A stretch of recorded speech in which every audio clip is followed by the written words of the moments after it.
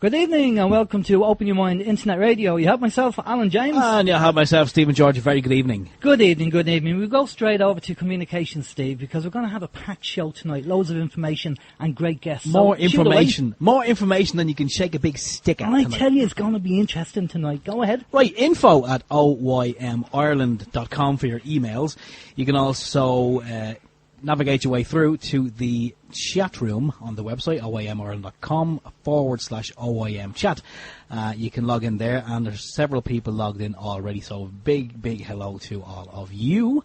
And you're going to be, you can navigate, I'll start that one again. You can chat away to yourselves, or you can also pose questions for our guests. A very special guest tonight joining us all the way from the US of A. You can also navigate your way through, if you like, to the guest book. You can leave a message in there for generations to come. And you can also give us a bell on... Give us a call on 046 927 1212. 046 927 1212. If you're ringing from outside the Republic of Ireland, you may put 00353 in front of that. Alan. Steve, thank you very much. Right, on our show tonight for our guest, we're going to be bringing them in shortly, in a few minutes, is Stewart and Janet Swerdlow. I don't believe you got it wrong. Did I get it right? Fantastic. Swerdlow, I think. Because it's originally Russian, but we'll talk to Stewart about that in a few minutes. Now, Stewart is a Montauk Project survivor, which is like MK Ultra mind control stuff, and he has fascinating information about what went on there, and loads of other things we're just going to go into. Now, what we've done is we're going to have a quick talk about a few things that happened during the week, and then we're going to go straight in to talk to Stewart, because the amount of information that Stewart has and Janet has about what they're doing is fantastic. So we really want to maximise the time that we have with them. So without further ado, we're going to bring Stewart and Janet in. Good evening, Stewart and Janet. How are you doing? Good Hello, Alan and Steve. And Ireland and the rest of the world. Ireland is one of our favorite countries. Yes, it is. You know, I have a McCormick in my lineage. Excellent. So there you go. You can say hello to all our Irish listeners and international listeners there. Thanks a lot for coming on, Stewart. As we were talking before we went live, and for their listeners, I was watching CMN, which is Regina Meredith, and she was interviewing Stewart.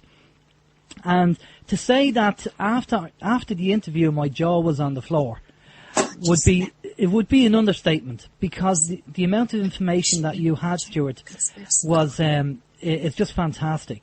So without further ado, what I'd like to do is because we want to maximise the time we have with you, because there's going to be a lot to talk about.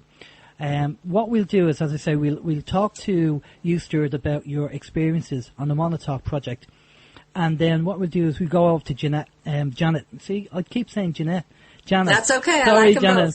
Both. And we will talk about what you're doing now with the expansions.com website and how you're helping people deprogram them from the Illuminati. So I think that's the way we'll take it. But for starting off, tell us about the Montauk Project, how you got involved, why you got involved, and why were you selected? Well, that's a very big question, but can I just make a suggestion on how Ireland can pay off their debts? Yeah, go ahead, yeah. Well, you know that Ireland, in its history, was attacked and colonized by the Vikings in Norway, yes? That's right, yeah. So I think Ireland needs to invade Norway, take over their oil fields, and pay back all their debts with that. Hey, fantastic. I think that's the solution right there. Yes. So the trouble is that we suffer from a lot of apathy over here. So there'll probably be a lot of people in the bar having a pint saying, that's a good idea, Stewart, but I think we'd probably stay here and have a drink first, you know? No. Well, it was just a suggestion. Yeah. But going back to your question, and it's a long answer, so I hope you're ready hang on, for the answer. Steve, do you want to say something? No, go on. Okay, go ahead, go ahead.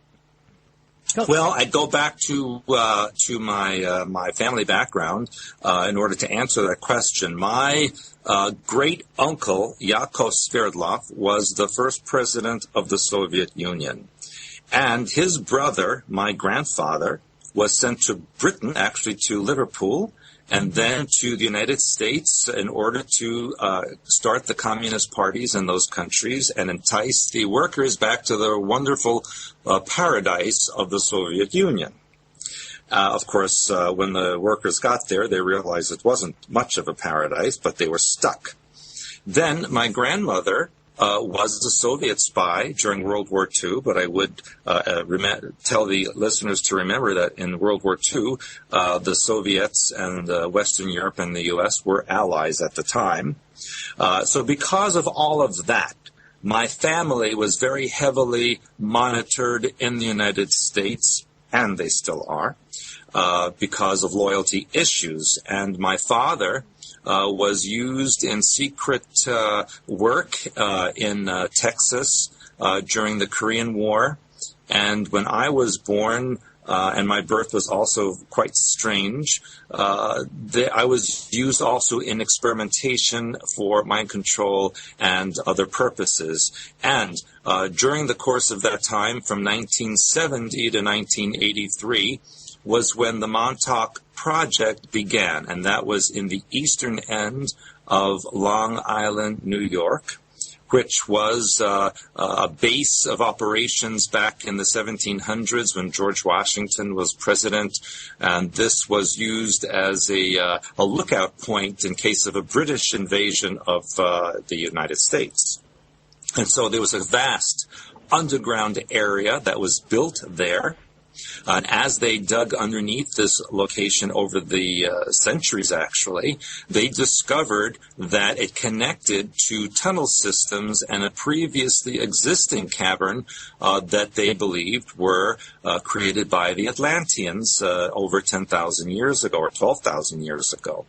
And so Montauk Project was about, at the time, genetic manipulation, mind control, weather control, esoteric weaponry, and even interdimensional space and time travel. It was quite a vast network of experiments and projects that the secret government was using. And not only were U.S. And Canadian scientists available there, but they also had Germans, Russians, even Israelis at some time, and it went on for quite a number of years. During that time period of 1970 to 1983, it is estimated somewhere between 200,000 to 300,000 people were used in the experimentation, and only less than 1% actually survived, and I was one of those people who was a survivor. Now, why was I used? Well, because of my family background, but also they said that my genetics were interesting and that they wanted to see how much they could stuff in there and use. Unfortunately, because of the use of electromagnetic energies and microwave technologies, it left me physically blind. And of course, that was part of the project. They wanted to create a person who could see into other realities without the use of devices, basically to become a human technological piece. And so they used me to go into what they called hyperspace levels to look at the colors, tones, and archetype that emanate into all existence and creation. And they also used me for espionage purposes to psychically spy United States and the New World Order. So it was very comprehensive. Would that be classed as remote viewing as well? Would you be doing that? Well, interesting question, because remote viewing was created many years after that, and it was basically a cover story. The government created the idea of remote viewing and the techniques of it in order to give to the public as a cover story for what they were actually doing behind the scenes. Remote viewing is kind of like, well, I hate to say it, but it's like child's play compared to what the government was doing in the Montauk Project and other projects. Okay. Yeah, and so it wasn't until December of 1999 that I actually had surgery that helped me to see still holding so far, so I'm glad for that, although it's maybe diminished a little bit. But that's how I do my work now, because basically I see energy fields, archetypes, DNA, the internal organs. I'm like a human X-ray machine or MRI machine, and that's how I do my work in readings with people, by looking at their energy fields, tapping into them, and seeing what may or need correction. And so that's what we do here at Expansions Now. We took the negative experiences that I had and turned it around into work that actually will help people. And beyond all that, I learned how to deprogram the mind from all the mind control and programming that had been placed into people. And the audience should realize that the entire planet is now surrounded by satellites and ground antenna that are used to transmit and amplify scalar waves or mind control waves to the entire population of the planet. So that when people ask me how many people are programmed, I say 7 billion. 100% of the population has some form of mind control. However, about 10 to 15% at this point are what we call specifically programmed or deeply programmed, and they have very deep layers and levels of mind control and programming with specific functions and alters that need to be blended and merged back into the original personality. Would that tie into people being targeted, specific people being targeted, and them using that technology to do that? Oh, absolutely. For example, we see all the time about people specifically being targeted to perform certain functions. For example, you've heard, and I put this on my website recently, all of the anomalies going on with pilots and flight attendants and passengers on airlines who go berserk and do strange things. These people are being specifically targeted to perform certain functions in order to scare the public or to test certain events that are about to come up. So, yeah, we're seeing that happen almost on a daily basis now. And you had that in the States last week with the captain of the plane having to be subdued. Yes, absolutely. I was in Europe at the time, but I did hear about it. And, yes, this is almost a weekly event here. That's incredible. Tell us something about the programming, how they actually broke down. I said there's something about, you were talking about the compartments, 33 by 33 or something like that, and how they psychologically break you down and the treatments they do to break you down. Yeah, again, a very long story. I do, just as an aside, suggest that people who are interested in this particular topic read my books, True Reality of Sexuality and 13 Cubed, as well as my DVDs on mind control and programming, so they get the details of it. But mind control and programming are actually very ancient. Goes back to many, many, many centuries. And in fact, I know that a lot of techniques are not even from this world, but have been brought here from elsewhere. But it was back in the Persian time where the Ashashin were created by the Sultan, the Sultan who lived on the mountain, as they say, who created drug-induced mind control at the time to create assassins to do his bidding. And over the centuries and millennia, it was detailed and enhanced, so that by the time we get to World War II, we see the Germans using the concentration camps as study halls or experimental areas where they could test various forms of mind control without being watched. And so they would test to see how much a person could take before they would be fractured. And when the mind is fractured, or I should say the personality is fractured through trauma and torture and deprivation, it creates a cube form in the mind, which is 13 by 13 by 13. And if you do the math, you will find that that allows for up to 2,197 compartments or alters or subpersonalities within the individual that can be programmed into functions and other uses, both as full personalities, subpersonalities, partial personalities, etc., which can be activated or triggered through the use of codes, whether through colors, numbers, words, events, etc. It's quite a vast topic. So this is where we're talking about the MK Ultra and the trigger word or sentence to activate that personality in that person. Yes, and unfortunately, these days, the technology is so high-tech that they don't even need to bring a person in for programming sessions. It can be done directly through satellite transmission, cell phone tower, etc., so that you could be walking in the street and you're programmed, you don't even know it. You're having lunch and you're being programmed. You know, that's why they want everyone to have a cell phone. That's why they want everyone to have a computer, because all the mind control waves are going through all of devices. That's incredible. We did have a guest on, and Barry's going to be on the show again, and he's an expert in microwave warfare, and he's been telling us all about these. He was trained by the UK government, and he used this technology and was aware of this technology, and to the level of what they knew and how they could control and manipulate people using the different frequencies. Yeah, that's right. In Britain, it's based out of Tavistock, as you may know. Yeah. And but I should, to finish the story I was saying, you know, after World War II, there was something called Project Paperclip in the United States, which brought the Nazi scientists to North America in order for them to continue their studies in mind control and programming. And many of them are also brought to Soviet Union and Britain.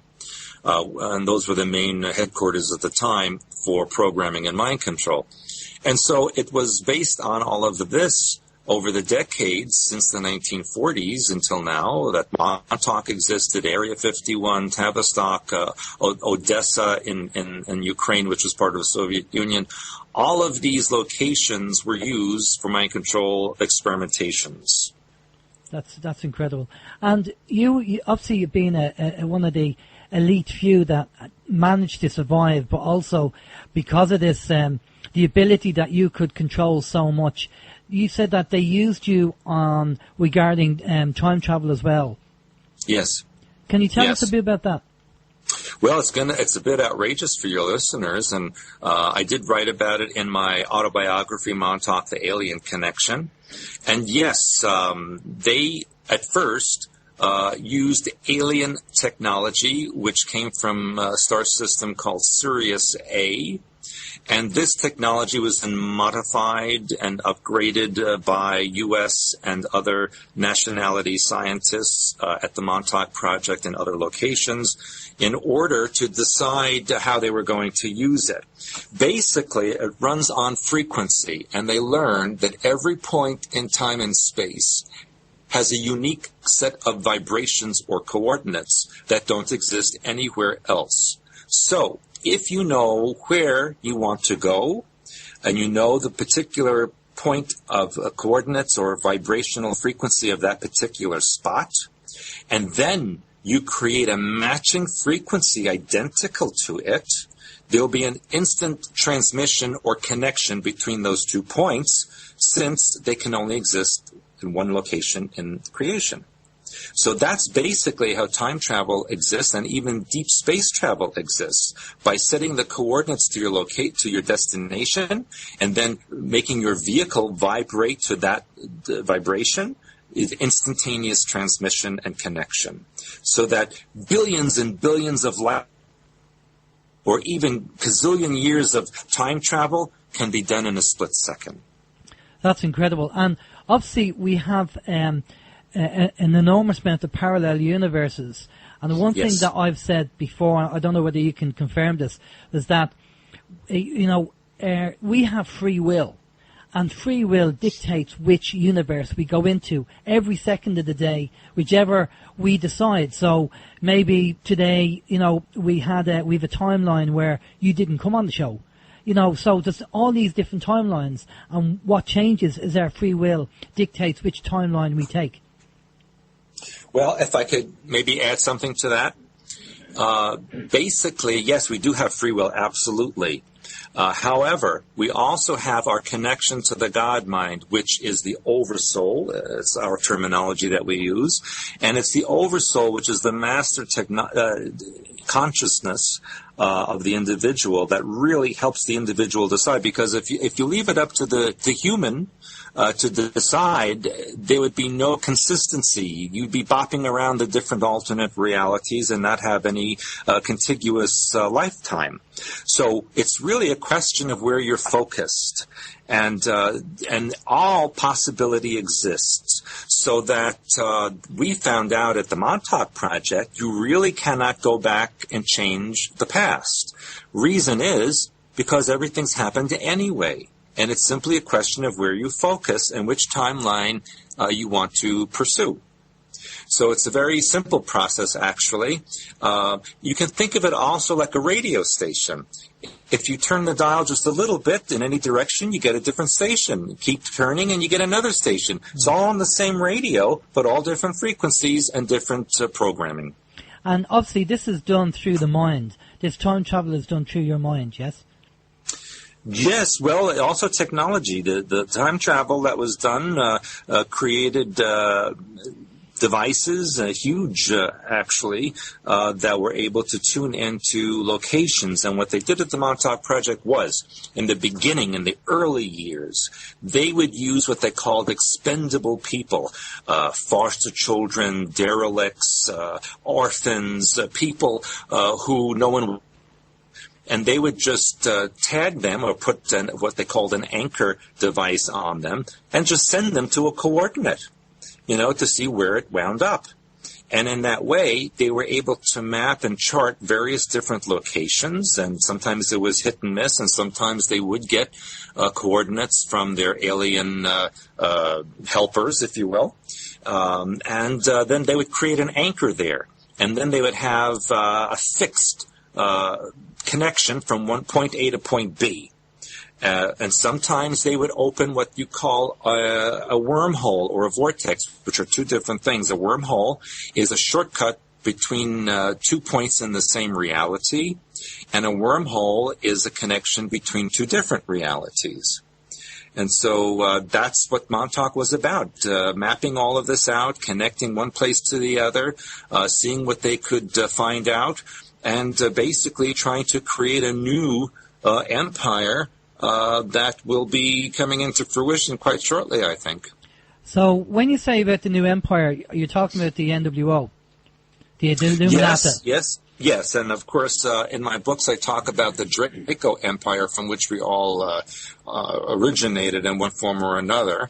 And what the Illuminati plan on doing is to create their own version of it and usurp the power of the original group. Right. Well, before we go down into that, one thing I'd like to talk about is the time travel side of things. Now, one of the things you said on the interview to Regina was that they were very fascinated or very interested in what happened 2,000 years ago. Yeah. So can you tell us what they got you to do or what they asked you to do or view at that time? Yes, and in order to answer that question, I need to tell you that back in the 1950s, when there was a very strong interaction between the U.S. government and certain alien groups, the U.S. government was given what we today would consider to be a DVD, if you will, which was a filming or a video of the crucifixion and the life of the Christ figure. And so the government was very interested in this because they learned that the Christ figure was actually a genetic alien manipulation who was created in order to skewer certain human groups on the earth in a certain direction. And so in the Montauk Project, they wanted to go back to that time period to see if they could learn what happened and recreate a version of it in the modern time. And in order to do so, they wanted to extract the DNA of the Christ figure so that they could clone it for purposes in our current time period. So one of the missions that was given to myself was to actually go back to that time period and extract a vial of blood from that person. And I did describe that in the Montauk Alien Connection book in great detail. Okay, so was obviously what you've seen and what you've the information you've come across. What's your take on who Jesus was at that time? Well, he was genetic manipulation. You know, when they talk about the Immaculate Conception, the reason it is because he was implanted in Mary's womb, and that's what they called Immaculate Conception. Yeah. And he was part alien genetics as well as part human genetics. He was also programmed to perform certain functions on the earth. However, during his lifetime, he was taken by other factions to what we call mystery schools or other locations outside of the Middle East for different kinds of training, so that in effect, when the entire scenario of his returning to Jerusalem and creating the apostles and all of this occurred, he had basically overcome most of his programming. So it was a failed alien experiment, but a success spiritually. Okay, and I'm just, it's a fascinating subject to go into and talk about. And just looking at that, what was their idea? What was their plan? What was that experiment? What was he supposed to do for them? At the time, on the Earth, there were many alien groups creating their own genetic lineage, if you will, based on basically because the failure of Atlantis and the refugees going all over the planet and trying to create different civilizations. It was basically a free-for-all at the time with different groups trying to create their own versions of it, or one trying to overcome the other. And so the Christ experiment was about taking certain groups of human people with certain genetics and moving them into a different direction so that it would allow for eventual alien occupation of the planet and control systems. So it wasn't really for the benefit of mankind, more for the benefit of the aliens to, as an experiment, to get to where they want to be. Basically correct. Okay. And what's the obviously we have what people call the Bible. And I know certain parts of the Bible was written probably 200 years after Jesus was around. But I think there was other parts written by a family. Are you aware of that? Yes, the Piso family of That's Rome. it. Yeah. Which is about 3 centuries after Christ. And you have to remember, even the books by the apostles that were written, many of them were written decades later. So imagine even today, if an event happened yesterday, and then 30 years from now someone decided to write about it, what accuracy would there be in their writing? 30 years later, especially at a time when there was no video or copy machines or things like that. They were just doing it all from memory. So we have to keep that in mind as well. You also have to keep in mind that the first or the Old Testament or the first 5 books of Moses are really symbolic. If there, as you know, those of you who have read about the Bible code know that those books can be fed directly into a computer system, and that there are what they call skip sequences that show coding in that book. Obviously, it was not created by a human being, and in fact, some of the codes in the Old Testament refer to a computer needed in order to decipher them. So it's quite fascinating. And then we get to the New Testament, and we also find that most of it has been edited, rewritten, things added and subtracted by the Roman Empire in order to use it as a control system over the population. Okay, this is why the Piso family were involved in writing it, to actually edit it in a way that it actually played into what the Romans wanted to control the masses. Yes, correct. Roman Empire became the Holy Roman Empire in order to create a New World religion at the time, a New World Order at the time for the known world. And many of the books were deleted. In fact, if you know about the Nag Hammadi scrolls, which were discovered in Egypt a long time ago, there was the book of Philip, of Thomas, and of Mary Magdalene. And those have been suppressed and eliminated by the Vatican because they basically tell people that there's no intermediary necessary for communion with the God mind, that each individual is in fact his or own priest or minister and does not need anyone else in order to communicate with God mind. And of course that totally undermines the Catholic Church. Exactly, because there's obviously books that have been put away in the Vatican that will never see the light of day, that will contradict what we're being told. Absolutely. And you know, the Templars found that out around 1100 AD, and that's why the Catholic Church was tiptoeing around them until the 1300s, because the Templars found this information buried in the stables of Solomon, and they blackmailed the church with it. Yeah, I'm just obviously typing up something here.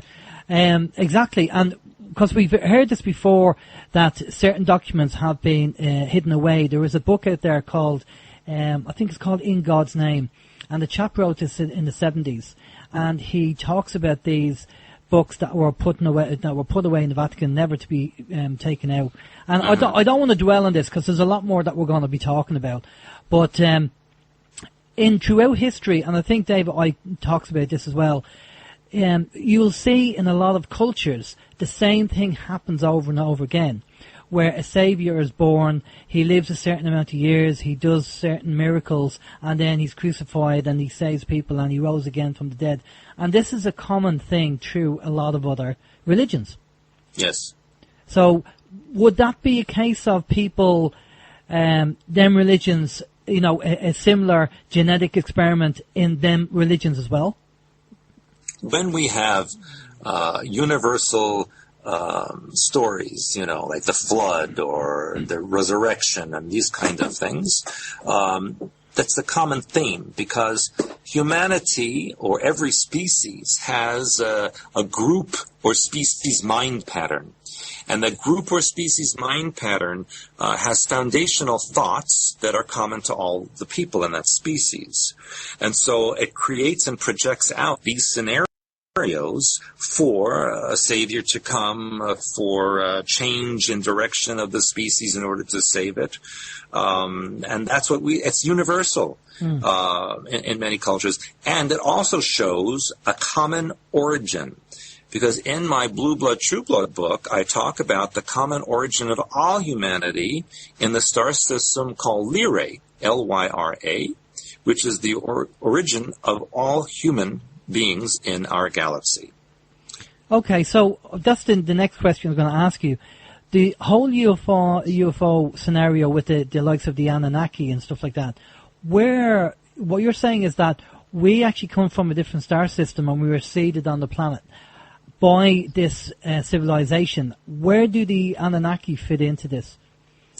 Yeah, the Anunnaki are from what was called Nibiru, and Nibiru used to orbit our solar system every 3,600 years. And basically, they were not from this galaxy. They came from Andromeda Galaxy. It was an artificially created vehicle, basically, which they used in order to seed certain locations, do mining work, create slave races, this type of thing. The Anunnaki were reptilian-like. They are actually an enemy of the Draco. They don't get along with each other.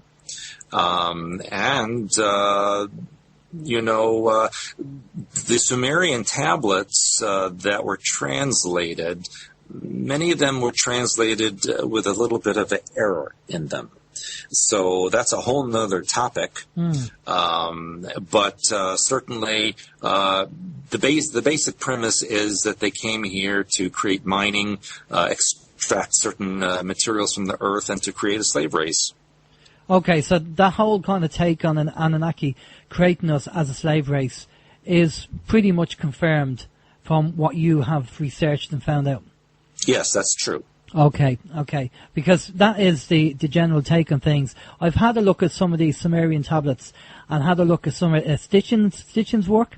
Yes. And regarding, if you look at the tablets and they have planets on them, and I think there's about 10 planets, and probably Nibiru is one of them planets because we don't have that many now where the way things are at the moment. And these tablets are going back 4,000 or 5,000 BC. So the question has to be asked, where did they get this information from? Where did the Sumerians get it? Well, they were obviously given it by the Anunnaki, I assume. Yes, but you also have to remember that Sumer had quite a long history. Before the Anunnaki arrived, Sumer was colonized by human refugees from Mars, which were refugees from Lyrae. And the reason they left Lyrae was because that civilization was destroyed by the Draco attack on that star system. And so it's a very long story, but the reptilians were actually the first to colonize this planet in what we would call Lemuria, or Mu, in what is now the Pacific Ocean. And then the humans came afterwards and colonized what we would call Atlantis. And there was war between them. And so ultimately, make a very long story short, the Atlanteans destroyed Lemuria using geomagnetic energy, sunk it beneath the ocean. And then for many, many millennia, there was just the humans on the Earth. But the survivors of Lemuria went underground, and that began the legends of demonic entities under the earth because people became afraid of the sight of reptilian beings. But when the human colonists created Sumer, and Sumer kind of appeared out of nowhere, suddenly it existed. Then ultimately the reptilians came to the surface, used Sumer as a way of recreating their control over the earth. They created hybridization programs, which is why the Sumerians had depicted their gods as reptilian-like or human-reptilian hybrids. And the Anunnaki came later on. The Anunnaki came really more towards Africa, and they created what now we know as the black race to work in the mines. And the legends are told in Africa about this. So there's a few things that happened simultaneously. History is a little bit more complicated than we're led to believe. And it's not so straightforward. There were many factions involved, many hands involved at different times that led up to the present moment. Yeah, there is a Zulu warrior which David Icke interviewed called Credo Mutwa. Yes. And he talks an awful lot. They have relics like some are 500 years old, passed down through the generations of the Zulu tribe, which depict reptilian faces, and they have artifacts with reptilians on them, which kind of confirms what's going on. Now there's some people out there will actually be listening, and they're probably saying, that sounds a bit mad. Then there's the other half of the camp who'll kind of agree to it. Now we do have part of us in our DNA is reptilian. We do have some reptilian DNA in us. Yes, and we are foundationally reptilian. And in fact, the proof is in gestation. Look at how a fetus develops in the womb. For the first few weeks, it is an androgynous reptilian being. And only afterwards do human or mammalian genetics open up and then change it into one gender or another of a mammalian type. But that's because the DNA is following the sequence in which it was put in. And in my book, Blue Blood, True Blood, I talk about the connection between the humans and the reptilians on the planet when they decided to make a peace treaty and create a human being, which was a synthesis of the two different groups. And that's why it says in Genesis, let us make man in our image. Now, who's the we and the our? Why are all references to God in the Old Testament plural? There's not a singular God, it's a plural God. And this ties into Adam and Eve, because Eve was made out of part of Adam. Yeah, and that's the analogous story of the removal of an androgynous reptilian body into the separate genders of male and female. And human genetics were added to it, which is why the human being gestates that way in the womb. Yeah, and to me, the whole kind of Adam and Eve story, the fairy story of Adam and Eve, is more got to do with genetic experiments. Absolutely, it is. That's really what it boils down to, and even down to talking about in the Bible about Noah's Ark. Two animals, 2 by 2. I think that was more in relation to DNA. Absolutely correct. Right, okay, let's fast forward a little bit, Stewart, and let's move into the whole Illuminati agenda and the technology they have and what they're doing and what they're trying to do. Okay, and again, very, very big topic. And this year is quite significant in their agenda because, as you know, for years you've been hearing about 2012 and the end of the world and all of this stuff. Well, and in fact, the Mayan calendar has nothing to do with the end of the world. The Mayan calendar is a circle. When one cycle ends, another one begins, and it's been that way for many thousands of years.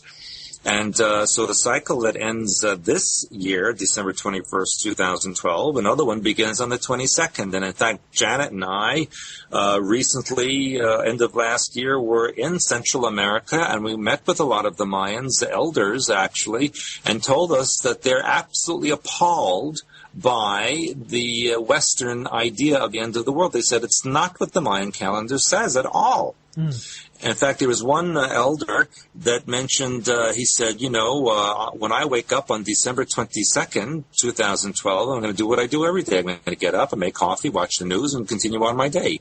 That's not going to be the end of the world.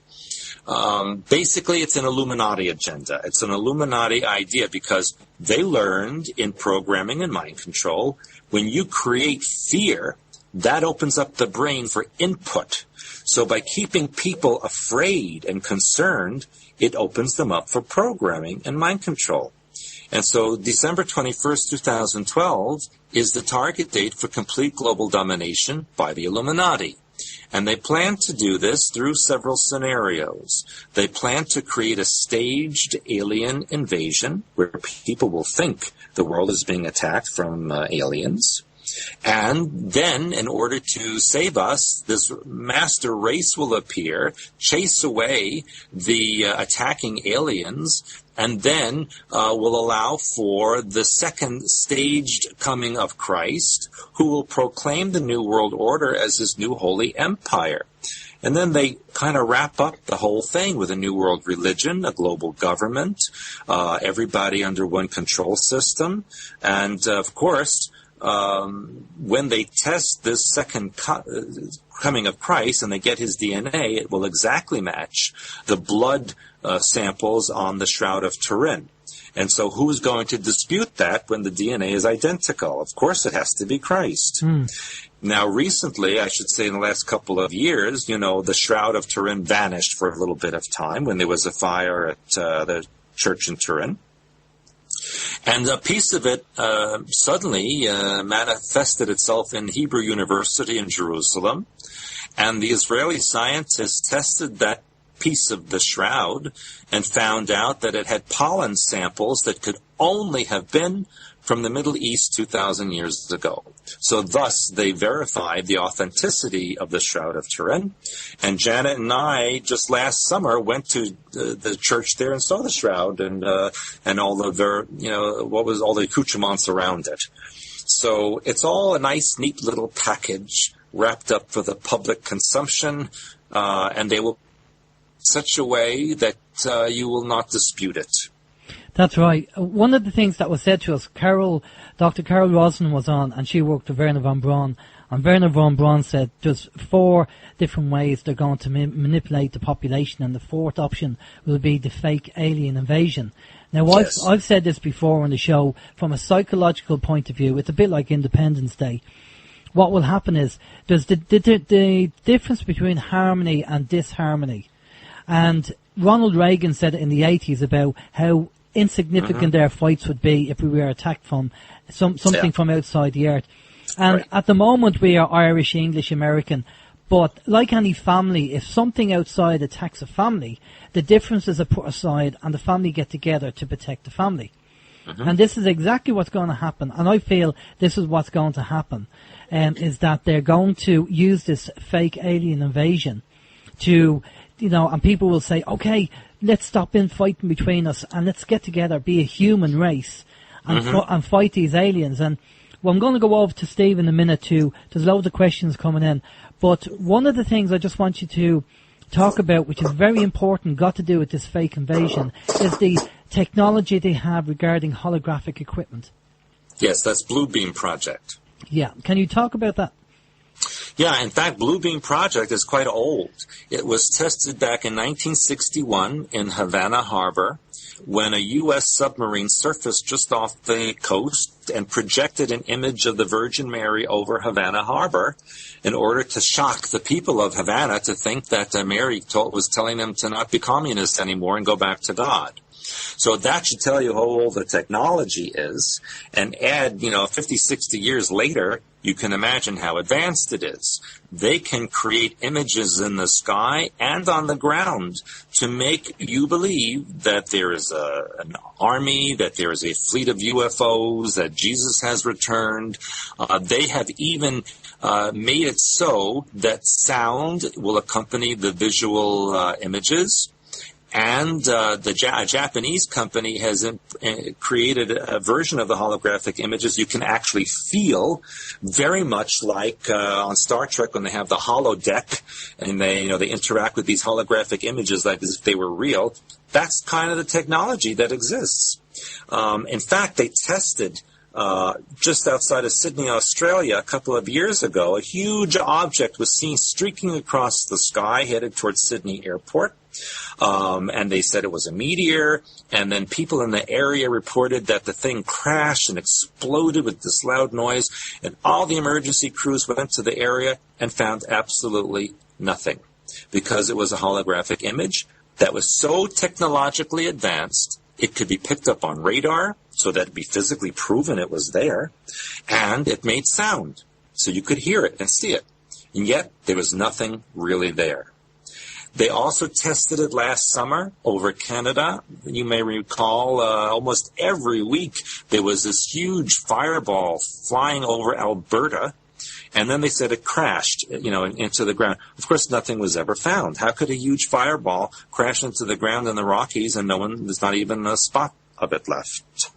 So these were tests. They're testing the Bluebeam Project in various areas. You might recall last year over Norway, the huge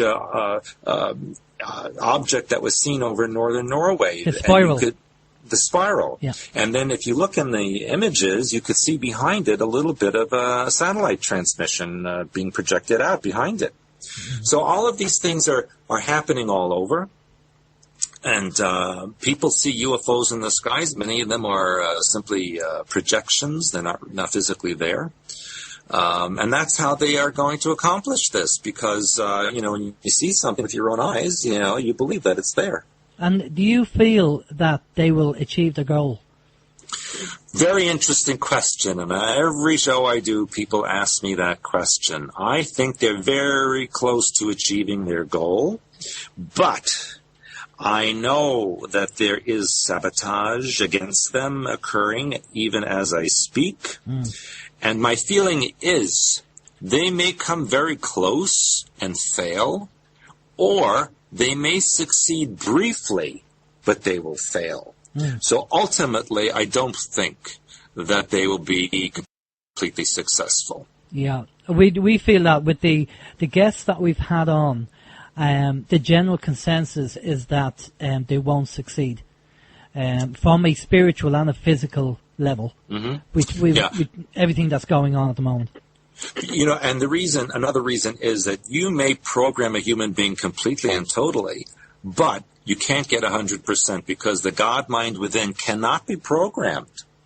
And so when you take human beings and push them up against the wall and give them no alternative, guess what? They're going to react because they have nothing to lose. And I think that's what we're starting to see happen now. Yeah, definitely big time, especially over here. Steve, over to you with, you have a few questions for Stewart?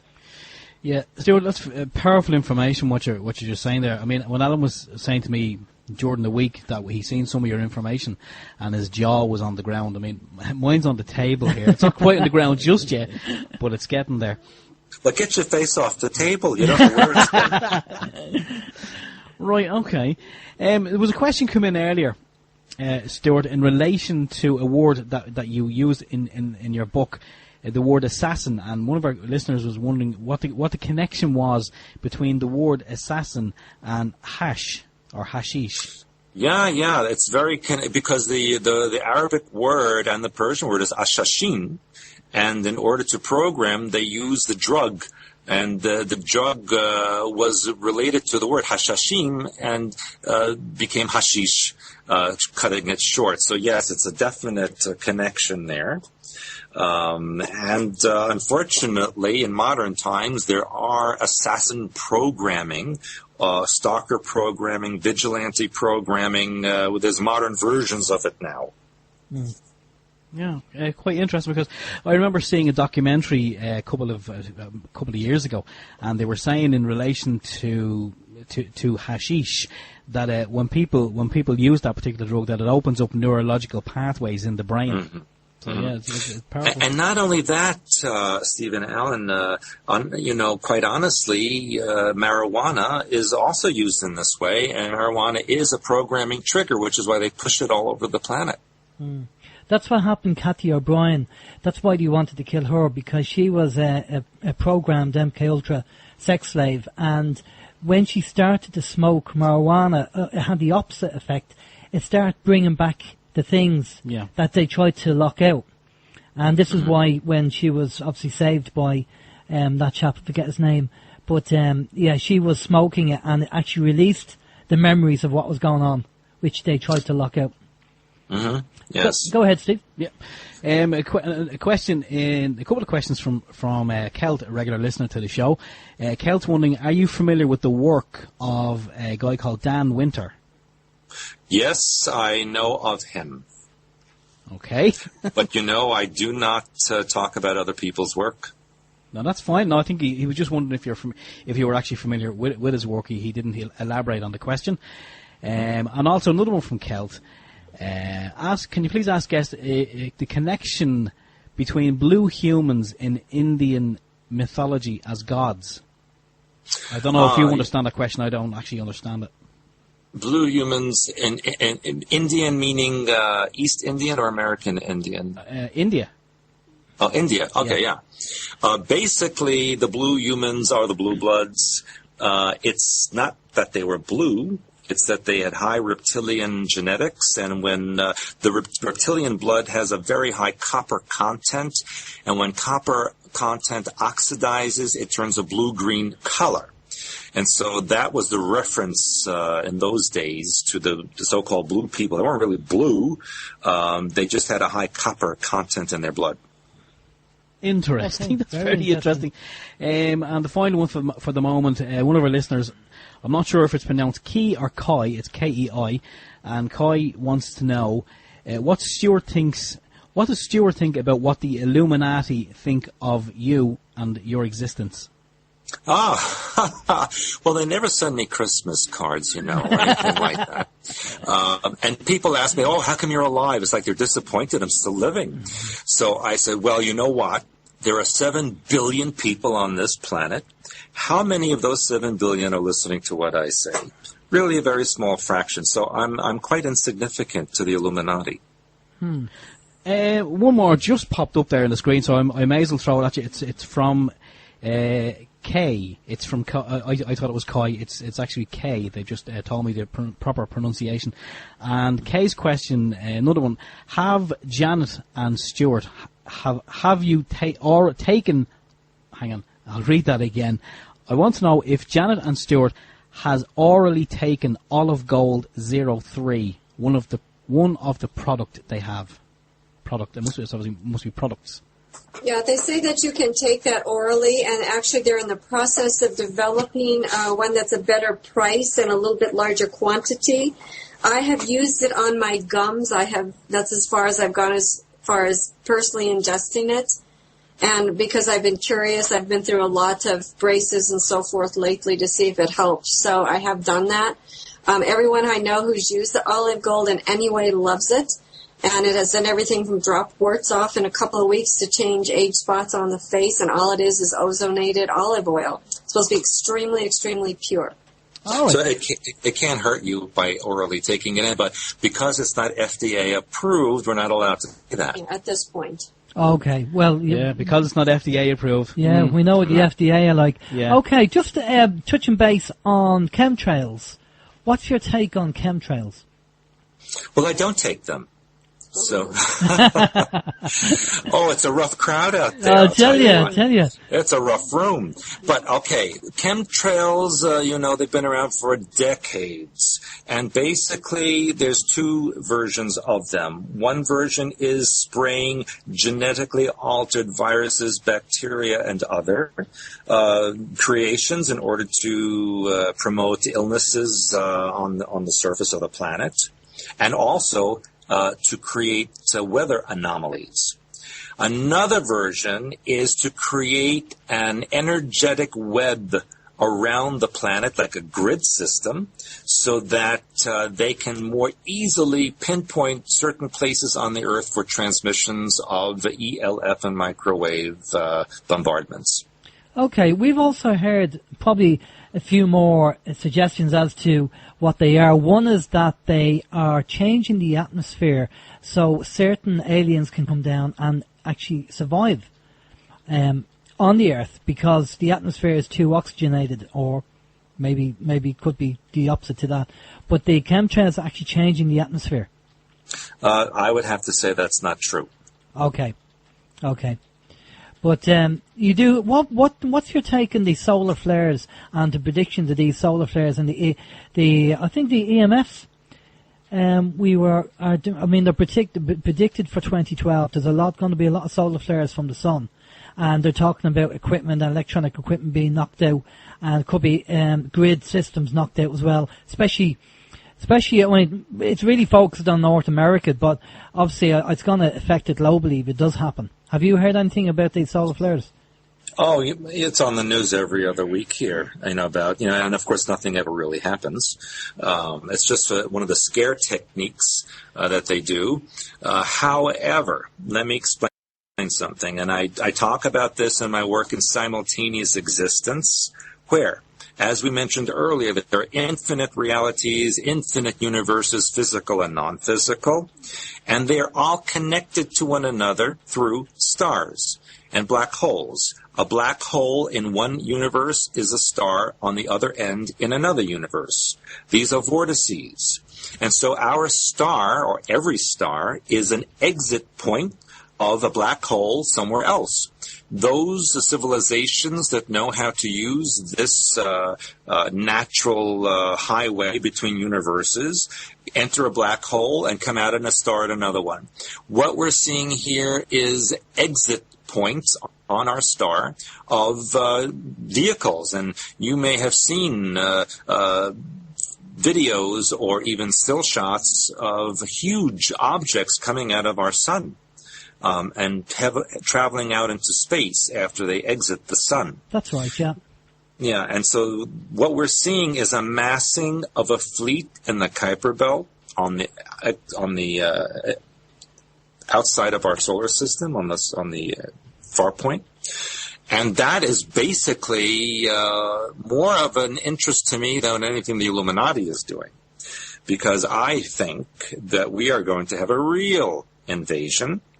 And I also feel that there's massive sabotage from whatever's in the Kuiper Belt to the Illuminati plans on the Earth. Now, that doesn't mean that what's in the Kuiper Belt are saviors, because it's just another control group. Everyone coming here has their own agenda, but this particular agenda is anti-Illuminati. Yeah. Well, excuse me. Funny you should say that. I was watching a video earlier on today, And it was an interview with Clifford Stone and Bob Dean, the two of them together. And they were talking about this. And they were saying, well, actually, there's a third group of people who are a higher level race, which they call the Watchers. And they're watching, because they know there's malevolent and benevolent aliens from both sides. And they don't want the Illuminati to go and do what they're doing and destroy the planet. So these Watchers are saying, look, we're going to watch what's going on here. And if you go and do something, like we've heard of the stories about the nukes being disabled, and submarines, nuclear submarines being disabled, war missiles being disabled, missile silos, both an American and a Russian. Now, so this is what they're saying, this is what Bob and Clifford are saying from the information they're getting. Now, we know that there's a rumour about false flag, and there's two that we've come across and talked to guests about. One is the Enterprise, the aircraft carrier, the Enterprise, which is apparently in the Gulf. They have to, it's supposed to be decommissioned, but they think by getting Israeli subs to blow it up and blame it on Iran, that will start World War III. And the other one is obviously the Olympics in London, where you have billions of people watching the TV. Maybe holographics being used for that, I don't know. What's your take on the false flag scenario? Well, actually, I've spoken about the London Olympics for quite a while now. I believe something will happen during that time period to initiate the staged alien invasion, and also to coincide with the Queen's Jubilee, which, by the way, she's never invited me to tea. And second thing is, as far as the Iran situation and the incidences going on in the Gulf, and we should be looking at the Arabian Sea and the Indian Ocean, where there are not one but two nuclear Israeli submarines. I personally believe that the Israelis are creating quite a scenario, and it's getting a bit complicated. I don't know if you want me to go into all of that right now, but I was in Iran, and I did see, the people there really are very friendly, very nice. Yes, the leader is a little bit of a loony-toony, but I personally do not believe Iran has terrible ambitions. They're very much interested in creating a better infrastructure for their own country. I think that no country should be nuclear. I don't believe in nuclear weapons. Nobody should have any of it. But I think Iran is being used as a convenience in order to consolidate a new crusade, which is what I see happening against between Christianity and Islam, which is very big in Europe, by the way. I mean, just came after 2.5 weeks in Europe.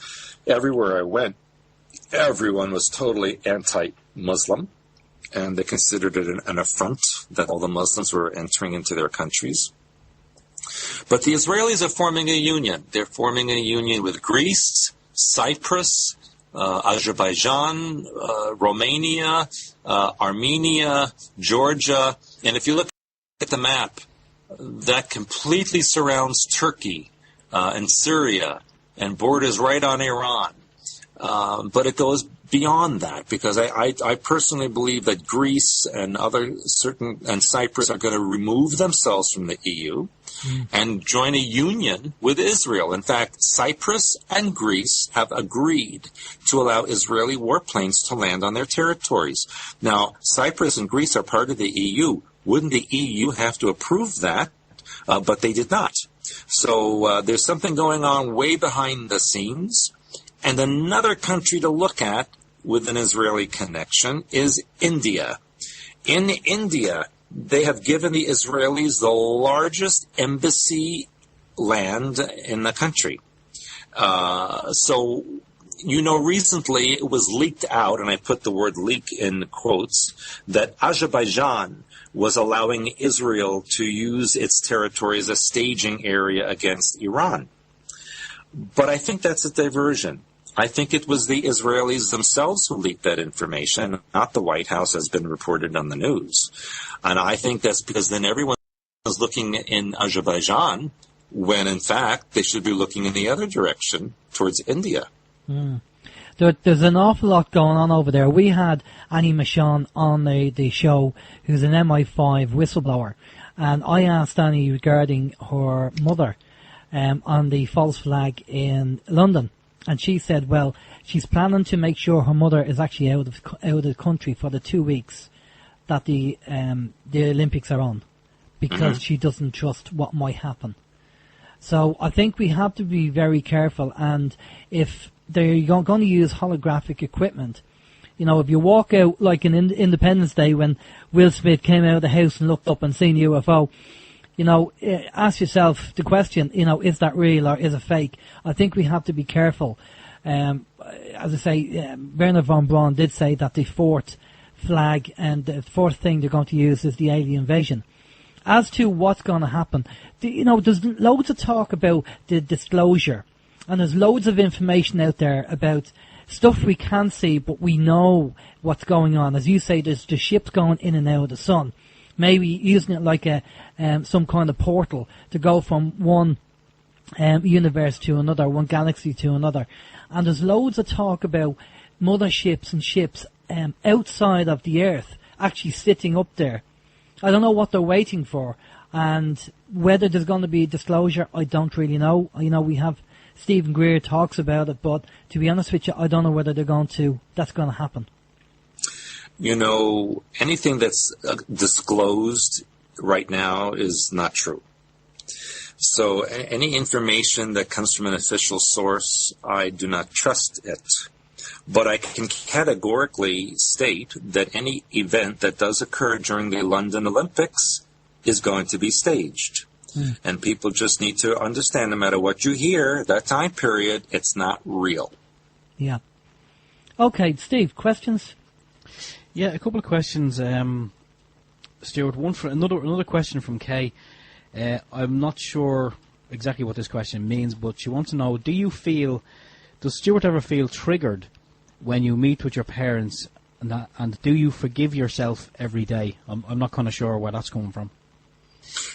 Did my mother call her? No, but I think it's got to do with your mother. I know about this. Go ahead. Well, they say if it's not one thing, it's your mother.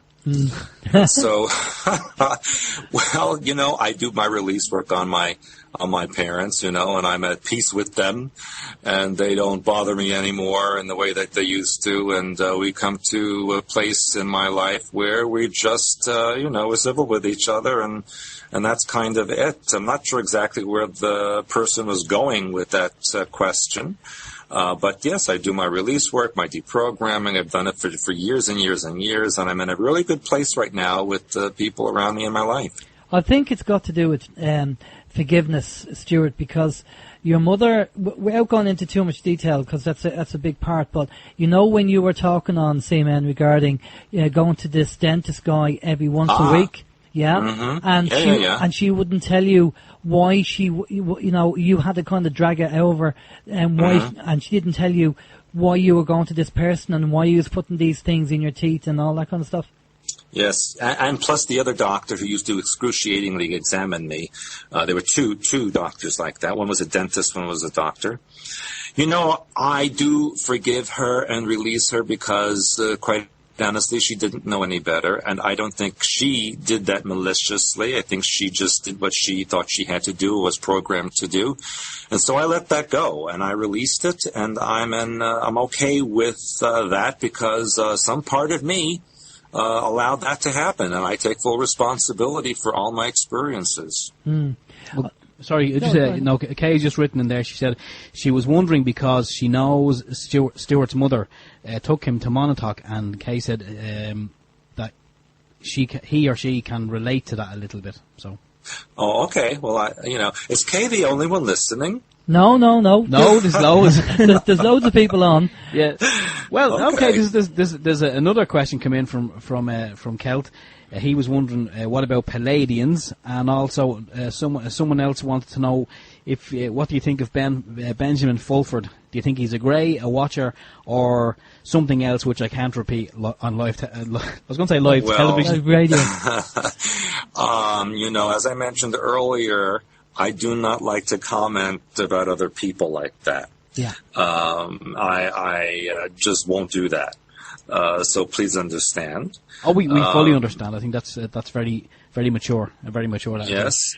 Yeah. So I've grown up a little bit, eh?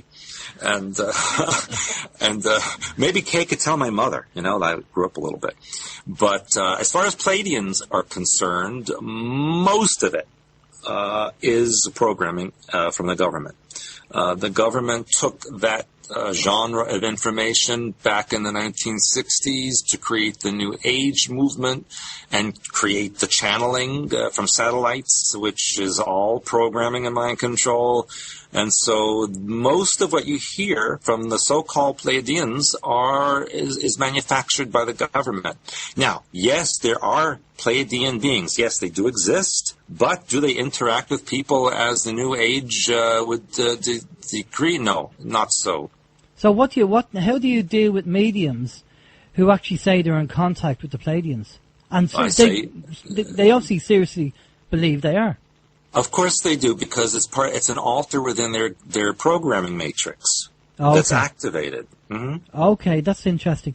What we're going to do now, Stewart, is we're going to take Janet in from the cold, because we want to talk to Janet. And Janet, we'd like to know more about what you're doing yourself with expansions and part of the deprogramming. And tell us all about what you're doing now with Stewart. Well, don't reveal all that information, for goodness sake. Okay, listen. Okay, no. I don't. It's a family show. We don't want that information. You keep that to yourself. My goodness. I thought Ireland was more Catholic than that. Oh, yeah. Well, I actually started expansions long before I knew Stewart, which a lot of people don't know. So the business has actually been in existence for practically 40 years, a long time. And really what we do here is we do just about everything when it comes to helping people find out how to empower themselves, body, mind, and soul. So it's really, we have a little bit of something for everybody, literally, whether it's health, whether it's wealth, whether it's relationships, spirituality, as you can tell just from the interview with Stewart just a few minutes ago, whether it's alien, Illuminati. The basic thing is to find out who and what you are, to connect to your own source and move yourself forward. So we have lots of free information on the site. We have started memberships for those people who want more and who want a daily interaction with Stewart and I. So for only $8 for those people over there in Ireland who are watching their pennies these days, you can have access to over 60 affirmations a month. We have daily blogs. We have lots of articles, lots of things that are going on. We have in April our annual health seminar, which this one is called Death, Disease, Detox, and Determination, which will help you find out what's going on inside of yourself and, again, break any programs that you have going and not be subjected to the mass programming, not be allowed to be triggered, and to consider why the Illuminati wants you to have a shelf life. So there's lots of things to think about, and we put it out there for you to either accept or reject. We kind of found our way, and now it's up to you to decide if some of the information that's valuable to us can be valuable to you. So lots of things going on. Stewart will be in South Africa in June, and so if you're going to be in that part of the world, you want to go see him there. And in October, I believe it is, we are planning a trip to Russia. Russia's the bear. It's also Stewart's homeland. And we are going to be talking about using bear frequency to go inside and to bring out your inner rose, which Russia actually comes from La Russe. So we have lots of interesting things that come up. Well, as I said, it's a little bit of something for everybody. You've got a question between Stewart and I. We one way or the other probably explored it one way or the other. Okay, let's have a look at this, the programming. How does somebody know they've been programmed, or there's something up? Is there symptoms or something that they're experiencing or feeling that's when they contact you? How do they know? Give us an idea. Well, we actually have a book called 13 Cubed, and on the back of 13 Cubed, we have a lot of lists of things that people can take a look at to see if that has to do with them. A lot of times people have nighttime experiences, and they don't know what exactly that means. They may wake up with seeing beings in their room. They may wake up with sleep paralysis. They may have headaches. They may not be able to sleep at all. A lot of times people who are programmed, believe it or not, are fascinated with things like fans, blinking lights, all kinds of things the public icons that are out there, those are also programming icons and triggers. If you have obsessive compulsive disorder, habits, things that won't go away, we have in our membership level a deprogramming journal. The young man who's working in there with us have fascination with puppets. You know, all kinds of things that people don't talk about because they may be considered an oddity. And we've pretty well probably heard just about everything. And nothing really shocks us. Blood and gore, you know, the vampire programming that's going on out there, which is getting people ready for New World Religion. People who are, say, involved in Green Star programming and so forth are fascinated with outer space type of things, Star Trek. All of those things that are out there, there's a reason. Anything that's in the public eye these days, there is a reason. And as Stewart said, most people are either mass programmed or specifically programmed. And when you don't know who and what you are inside of yourself, then any of those other things that are coming at you have a propensity to trigger you into some sort of action. So we want people to develop their own boundaries, to develop their own source, their levels of discernment, so they know what is you and what is something else. And if you figure it's not you and you know it's something else, you got to figure out what that is so you don't respond to that on a subconscious level. I do agree with you on that point. Definitely, that you people have to become more self-aware and get to know who they are as a person. Because if they know who they are and they become self-aware, they'll have more control of themselves and their surroundings. So, I mean, one of the things I try and practice an awful lot of the time is that I stay away from negative people. Mm-hmm. You know, I just stay away from them because I find that I'm in a happier place when I stay away from people who pull on my energy. Well, and there's so many things out there for triggering. I tell people when you're talking about staying away from things, if you know something that triggers you, for instance, all the inundation of pornography on the internet, you know, it's designed to trigger people sexually, and it's, again, designed to open up people up so that they are more programmable because the programming comes in through the lower chakra areas. So if you know something is triggering you, if you know something is to the point, and this is what these things happen, where it sucks you in, and if you feel sucked into something, most likely you're being held open so the programming can enter in. You have to keep yourself away from that, but the first step, like you just said, is self-awareness. What bothers you? How does it bother you? And let's stop it. Exactly, and of course, if you're using things like alcohol or drugs and stuff like that, you're going to be more susceptible, I reckon, for programming. Absolutely, because it opens you up to the astral levels, and most people do not know how to navigate through the astral levels successfully. What usually happens is the astral comes into them. They have a lot of people with astral influences and attachments, which is also part of the programming, which is also at some point going to be taking people into the New World Religion should that come into fruition. Okay, we have a quick question. Can I just say something quickly? Where do you stand regarding... I know there's the New Age side of things, but there are genuine spiritual people, and I'd class myself as a spiritual person. I'm not into religion, and I have my own perception of what God is. Not this guy with a beard sitting on a throne, but my own perception of that. And I find, because of my own kind of self-awareness and about staying away from negative people, I also try and, I suppose, in a way, cleanse, if you want a better word, my energy every now and again.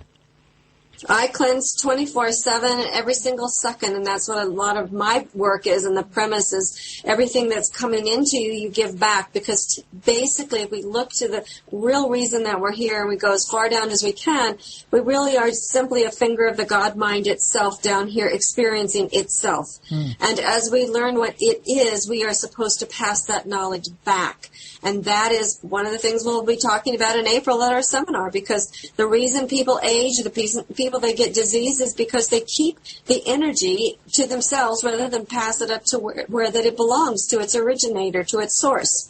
So everything that comes in, basically 24/7, needs to go back.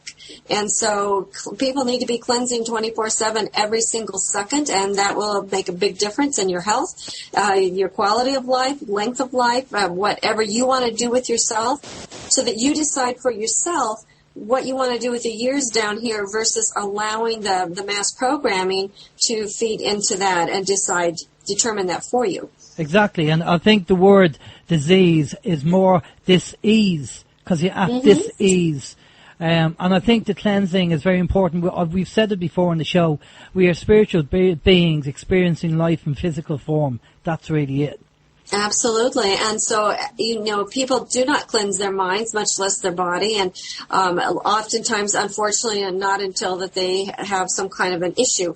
And Stewart and I are both very proactive, and we believe in going and seeking the challenges out rather than let the challenges find us, because then we're in control of the challenges instead of vice versa. So you're talking about the law of accident there, which is what I say to people. Don't hope that it happens, make it happen.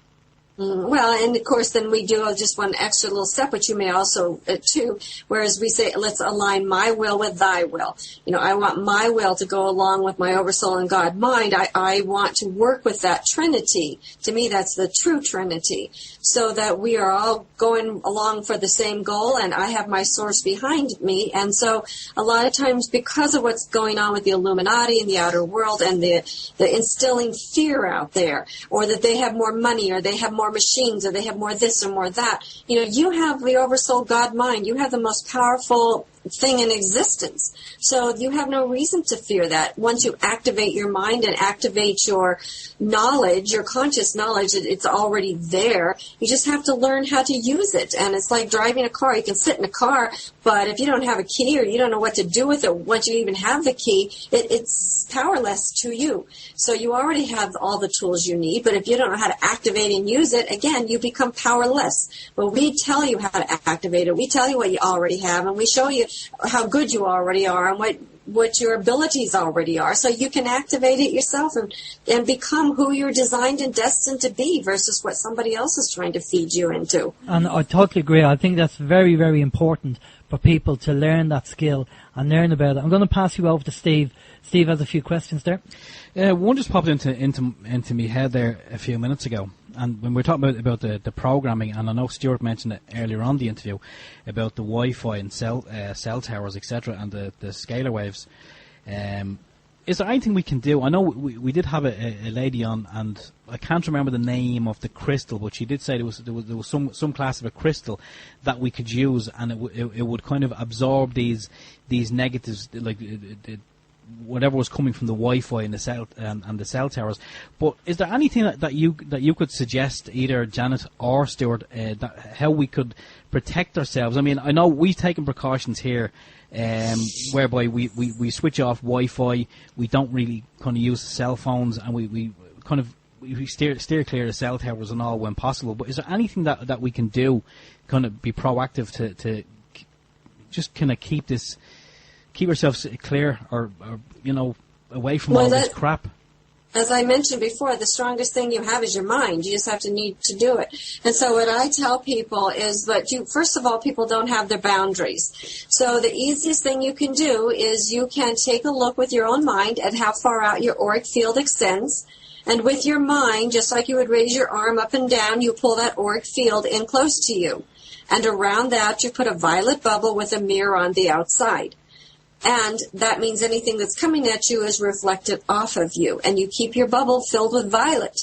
And that's a very basic thing that everybody can do right here and now. And beyond that, we have more advanced protection techniques that we teach you what to do, because it's extremely easy to do. But people have never been told about it. Instead, they try and avoid things. You should be able to walk wherever you want to walk. Don't let them tell you where you can go or what you can do. The color violet is a filtering and protection energy. And I do teach a technique called the ultimate protection, where you put yourself or anything you want to protect in a violet tetrahedron, which then goes into a violet octahedron, and you can see that on our website, and nothing will get through that whatsoever. And we have other techniques using other frequencies that you can use. So yes, there are many ways we can protect ourselves from all of this. Okay, and this is based on visualization because thought has energy. Well, actually, it's more than visualization. It's actually creating.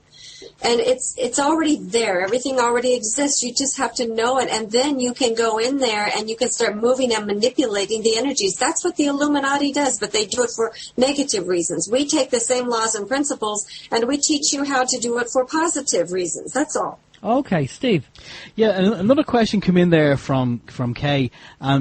She was basically asking about, now I don't know if this is true or not, but I'm guessing it is, that Stewart can speak and comprehend 10 languages, and Kay was wondering, did he learn these languages himself, or was this part of the Montauk programming? Well, I grew up in a home where there were many languages spoken. And so my earlier years were filled with 3 or 4 or 5 different languages, so they became very easy for me to learn. And then as I got older and I was involved in intelligence services, I learned other languages. So I just had a propensity for it. Wow. But, 10 languages... It's fantastic because I know a lot of people, even here in Ireland. I think our original language was Irish, but through being occupied by the UK, our main language now is English, and even a lot of school children. I know they say you can kind of learn and comprehend the language quite easily below the age of 5. But even a lot of the school children here trying to learn our national language of Irish, it's like brain surgery. It's unbelievably, it's so difficult. Well, people have been dumbed down because of the fluoride in the water, as we know. Mm-hmm. So, they just don't have the capacity as we had years ago because of this programming. There's a lady there who's asked a question to you, Stewart. Margot, I think her name is. That Margot? No, that's Maggot. Margaret. That's maggot, Alan. Maggot. Well, I didn't want to say maggot because maybe it's French. It's French. It's Margot. Margot. Okay, you could ask. Maggot. Just you guys are into the Guinness. I know. I know. Yeah, I tell you, we should be into the Guinness. Can you ask Stewart about Antichrist programming? Well, you can ask me about it. Stewart's doing his own version of Guinness. I'm looking for my mug over here. But, okay, Antichrist programming, I'm not exactly sure what this person means by that. Is this a reference to New World religion or the antithesis to that? Well, we do know, in the truth movement, we find that there's a lot of people who just see the physical and don't understand there's a spiritual and energetic fight going on as well. And maybe the Antichrist programming is just got to do with the negative side and the satanic Luciferian side of things. Well, I think perhaps it's a reference to what the Illuminati's script is, and that's the Book of Revelation. And, of course, in that is the Antichrist persona, which I feel may already be in place. Yeah. I think there's an awful lot happening now at the moment. We do have guests that have come on and talked about child abductions. An awful lot of people going missing, especially children. And we had Ted Gunderson on when he was alive, and he is an ex-FBI, head of FBI Los Angeles. And Ted was saying about the kids being taken and being abused and going through satanic rituals, and that seems to have grown tremendously over the last few years. A lot of people going missing, especially children. I think we're more aware of it now too with the internet. Where everybody is not just in your area; you can see what's going on all over the world. But it's always really been very prolific. It has to do with sexual magic ritual, and even slavery in various parts of the world. Yeah, I remember, again, just referring back to Credo Mutwa when he was talking about, he said boys more than girls because it's something got to do with the endorphins released into the blood due to fear and the pain. Well, it also has to do with male energy, which projects out, whereas female energy takes in. And so in the certain sexual magic ritual, there is a need for the male energy to be projected out so that it can be then absorbed and enhanced and broadcast afterwards. Do you feel that with Gaia being obviously Mother Earth, that we need more of this female energy and move away from the male energy that's been dominating the planet for centuries? I think that really it's out of balance. And so what they're really trying to do is bring about a false androgyny, which is indicative of the reptilian situation. So what they're doing is they're feminizing men and they're creating more masculine females, and they're also imprinting everybody for group sex and a lot of other things going on out there. So there really is just a mixing up of the energy, which goes way back to what we talked about a few minutes ago, that people don't know who and what they are, and therefore they are imitating whatever the mass imprinting is being shown to them. We have noticed that, and we've talked about that before on the show regarding the chemicals that are being used on a daily basis, and the changing, the feminine, of being men being more feminine and women being more like lagerlouts. And yes, being absolutely. more men, and that's been over the last few years. And not only that, but I mean, even what you just said there about the girls being lagerlouts or whatever, maybe there's a different terminology in the US, but they now have TV shows based on that. Girls going out getting drunk and what they get up to. It's now a television show. Yeah. No, unbelievable. No, the changing the whole lot, and it's. I mean, it's more. You can see it more than what you could go back 10 years. You didn't really see that, but there is a big change going on, which is worrying, because one of the things I was on Facebook, and one of the ladies said that there's a higher level of men going to doctors saying that they have breast cancer, and this is men. Yeah. No, that's been going on actually for a long time, but it all has to do with nurturing. The breasts represent nurturing, and there is no nurturing that's going on. Female energy, people don't know what that is. True feminine energy, they don't know what that is, and that was started back with the women's liberation movement, and that was not about women being equal to men. That was about changing women into men. There are two different frequencies that function. If we go back to the soul personality, there really is no male or female. But here in this reality, we do have that specific expression. And so they took the expression of the feminine, which is very nurturing, and it is restorative, and there are a lot of things that happen with nurturing women that it's taken away. I mean, that's why the family's being broken up. The children are not being nurtured. The family is dissipating. Our family ties are dissipating. We are really, what they're doing is they're isolating people. I call it isolation programming, which most people buy into, unfortunately, these days. And that's, again, another way to control us, because you will fight for your family, but you're not necessarily going to put that same fight into strangers. So they're pulling us apart, and they're really, what they want is a one-world army. Definitely, and the women's lib. I was watching the show got to do with Aaron Russo when you were saying that the Rockefeller Foundation actually funded the women's lib movement, because at the time they were only getting tax basically on one person in the family.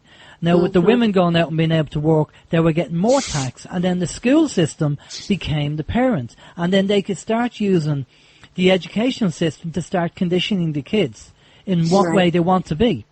Absolutely, and that's what they're doing there. They're starting to take over raising our children, because even here in the U.S., they're pushing now for the schools for longer days, for year-round, because, this way the parents can work, and you turn your kids over to the state, and the state raises them for you. So that's what's happening, and that's what they want. That's what they want. And we can see that now with the way things are over here, that the parents are struggling to pay the mortgage, so the two of them are going to work if they have work.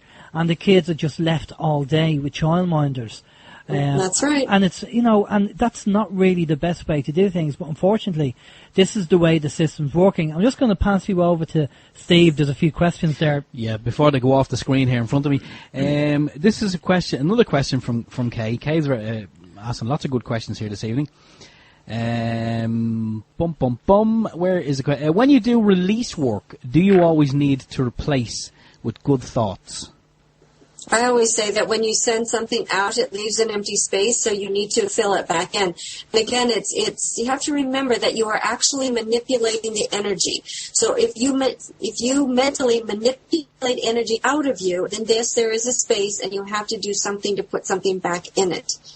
Okay. Otherwise, the old stuff is just going to come back in again. Yeah, and that's where the use of affirmations could come in, so that you can put in what you desire to have. Or you can do colors, you can do all kinds of things. It's up to you. Archetypes, we teach all of that. Tones. Okay. Another question. I actually thought this was a question. I thought this was one of those a music question for you, but it's not. It's about Mixmaster G, and can I mix Master G and Lightning Storm? One of their products. Oh, yeah. It's actually a clearance product. We no longer carry those products. But, yes, you can use them together. Okay. And Mixmaster G, it's also a good name for a DJ. Okay, we have another question for you. Stewart, when you say Israel, do you mean Zionism? No. Zionism is a political belief system, and Israel is a nation, and the two are mutually exclusive. I don't think. I think Zionism doesn't just. It's not just related to Israel. I think it's an underground movement or an Illuminati movement of a group of people who believe on a certain principle. Yes, I would agree with that. Yeah, so to turn around and say it's them or it's them, it's not. I mean, the Illuminati are mixed. There's no one group from one country. They are a mixed bunch globally. And there are Christian Zionists, and there are German Zionists and Israeli Zionists. They're all it's a global thing. The world is created because of the mind pattern of the people who live upon it, and so it's really easy for people to sit around and throw things out. And that's why I say you have to take care of what's in you, because whatever's in you is going to be projected out there. If you're warring inside of yourself, there's going to be war. If you're overcome with emotion, you're going to have flooding in your area. It just, whatever is in you is being out pictured. And so it's a good idea to be aware of that, because that's your reflection, and it's telling you exactly what you need to do within yourself. And if you want to change the world, then you start by changing your own mind pattern. So would you say we are what we think? Exactly. And so is the world. Well, I use this analogy. Thoughts are like film. The brain is the projector, and physical reality is the screen. So if you don't like the movie that's playing around you, you need to change the film, which is the way you think. And you would obviously recommend meditation for people as well, I take it. Well, yes, as meditation is, part of a right brain function, and prayer is a left brain function, and visualization combines them both at the pineal gland. And what you want to be, you work at it 24/7. Like I said, not just, you take time here and take time there, maybe if you're doing some deeper level work, but it's a way of life. It's a lifestyle. Your lifestyle is about combining body, mind, and soul, so that everything is going in the same direction and the same time in the way that is most uplifting and beneficial for you personally. And that's going to reflect in the outer world and in everybody else, and in your finances and your relationships and your wealth and absolutely everything that goes on. So you need to know who you are. You need to get into alignment. You need to create a lifestyle that is holistically and blended. And that's the way we were originally, until we bought into all this mass imprinting and programming that took us apart and made us these bits and pieces. Yeah, I think that's what people need to start focusing on now more than anything. Okay, well, I tell you what, we're coming to the end of the show, and it's been fantastic. What can I say? I mean, the information has been brilliant from both yourself, Jenna, and Stewart. It's been fantastic. So what we normally do at this time... hang on. I've one question left. Okay. Last question of this evening. It goes to Kay. I actually just wrote back to Kay to say I didn't actually understand the question, so I wasn't kind of sure what way to put it to you. But I'm just going to put it as Kay has written it, because she reckons that you will understand. And the question is, what kind of programming require male to deprogram if you were female? Can you please repeat that again? No.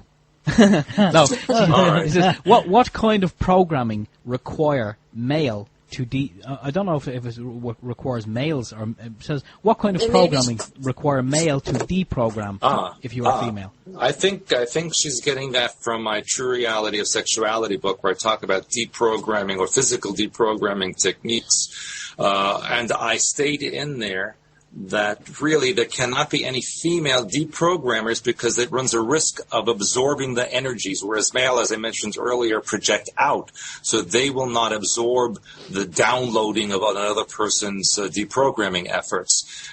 So what I think she may be asking is if only a male can deprogram a female, or maybe Janet understands better. Well, I'm thinking that perhaps she's talking about the physical deprogramming. And again, I think she needs to read True Reality of Sexuality. But any programming is put in usually through the lower chakras, as I mentioned before. So oftentimes it has to come out that way. So a male can deprogram a female physically, but a female cannot physically deprogram a male. That's quite interesting, all right. That is very interesting. Because you talked about the outward energy on the male. But I'll tell you what, you've been fantastic on the show. The information has been brilliant. And it's this time I kind of say thanks very much for coming on the show. I'm going to pass over to Steve, and Steve's going to get all the communications. I'm going to do my thing. You're going to do your thing. Do your thing, Steve. Okay. Both of you guys, it's been absolutely fantastic. I mean, when Alan said to me it was going to be jaw-dropping information, he didn't lie. I mean, it's been absolutely fantastic. And what Alan didn't say, and he normally does say at the end of the show, I'm guessing it's just a little oversight, but I mean, if possible, I think we'd love to have you guys on again. Definitely, at some stage. Oh, we would love to, yeah. That'd be very nice. Yeah, we appreciate all the beer you sent over here. It's on the way, I promise. If you ever get over here, we'll meet up and get you a Guinness anyway, that's for sure. There you go. No, we love Ireland. We've been there a couple of times, and we love it. And of course, that's where some of my family comes from.